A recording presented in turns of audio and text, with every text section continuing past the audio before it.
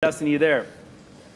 Yeah, what's going on, man? So you can hear everything these guys are talking about, and it's almost counter to what you've said. You know, you watched the fight, but that was it, right? That was 5 years ago. You don't believe that that fight will have any impact on this fight? No, I think we're both different fighters. But before we get into that, our boy Gleason Tebow got him back for you, Dean. Yeah, thank you. Yeah, he got him. Yeah. I think we're both different fighters. It's 5 years. You know, I don't want to keep saying it over and over again, but it's true. If we haven't grown and changed and learned in 5 years, what have we been doing? Right. No, which I think is a great point, right? That's a long time, half a decade. Where do you see that Gaethje has grown the most?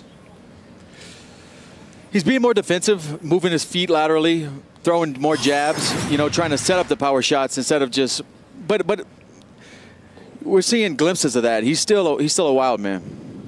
Dustin, yesterday you guys had the press conference. You slapped in his face. We always take something from the press conference. What did you take from Justin Gaethje when you guys went face-to-face yesterday? DC, I didn't take anything. I gave him a discount code from my hot sauce website to get 20% off. And Hedonist. Hey, bro, this because boy I want him to he needs to get the best deal, so I gave him 20% off. Now, we'll see. This boy, Dustin Poirier, know how to peddle something, man. I'm telling you. Sure He run infomercials. Yeah. He grew up on those infomercial channels in Lafayette. That's the problem. Hey, callers are calling in now. You see the number on the screen. These bottles are going quick. Dustin, the leg kicks, right? He had a lot of success with the leg kicks in the last fight, but ultimately that's what led to his demise, right? Throwing blind leg kicks. How have you guys prepared for that? I know you're using Thiago Alves, who was one of the best kickers in the game for a long time. What have you done specifically to prepare for that part of Justin's game? Exactly that. Worked with Thiago a lot, man. For 9 weeks, I've been checking kicks, countering kicks, working takedowns off of kicks, working that same left hand that hurt him off of that kick. Bro, like, probably 6 or 7 of the weeks of training camp, my knee was bruised, like a bone bruise. My knee's been hurting checking so many kicks. So I think I'm ready for that. Dustin, Bilal here. Obviously, when people talk about Utah, they talk about the high altitude. For this camp, did you do anything crazy or different for the high altitude training? You know, like, I don't know the stats, but so many of my last fights have been 5-round fights. So I just did that. Prepare for a 5-round fight. The only thing I added is a altitude tent from Higher Peak. They send me a tent that wraps around my bed, and I slept at 5,000 feet for the last 2 weeks of camp. Then I came here Friday, and I'm actually staying like 1,100 feet above Salt Lake where we'll be fighting. I'm in the mountain. So I think I'm good, man. I did some workouts here. I ran 5 miles on Sunday.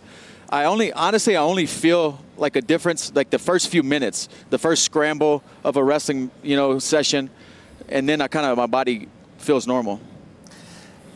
You know, this is for the BMF bout, but when they talk about the most violent fighters in history of the UFC, you've beaten all those guys, right? You've beaten Eddie Alvarez, you've beaten Michael Chandler, you've beaten Justin Gaethje. Is that title bigger to you than the BMF bout?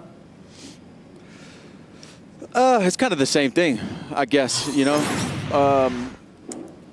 It's the same thing.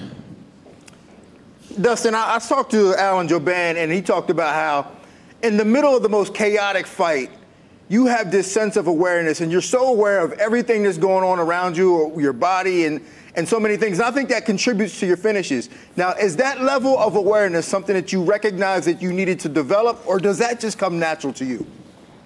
That's one of those things. I don't know if you can ever get comfortable there unless you have that like just in you. That's where I do my best work. You know, I'm willing to suffer more than these guys. Things kind of slow down, and of course I'm human. Bad stuff could happen, but I feel good in there when those fights get like that. I know I can make these guys. If I'm hurting, they're in more pain than me. If I'm suffering, they're suffering more because in a weird way, I enjoy that. But speaking of Alan Jouban, I want to thank him and his family for sweating in that warehouse, packing backpacks for the Good Fight Foundation while I was in training camp. They donated their time, and I really appreciate it, man. He's a good dude. Nice to have Jouban back in Lafayette, huh? Yeah, man. You're only missing me. We roll every Friday, man. He's big into jiu-jitsu now. We don't really do a whole lot of MMA, but we roll every Friday. Yeah, you're only missing me, the king, you know what I'm saying? The king of Lafayette. The king need to come home, man. We'll have to stop at Popeyes and pull you out of there, man. Oh, you know him well. You know him well. Dustin Poirier, good luck tomorrow night. Thanks for joining us, man. Hey, thanks for having me, man. And DC, you know they shut down the Popeyes buffet. They did not shut down. They did not shut down the last buffet in America. They shut down the last buffet in America. That's a crime. DP, we should go pick it. I'll be in Lafayette soon. We'll stand out there. We'll bring KATC. We'll bring TV10 out there with us, man. I'll bring the BMF belt. My brother. Let's go. Good luck, DP. Thank you, bro. You the man.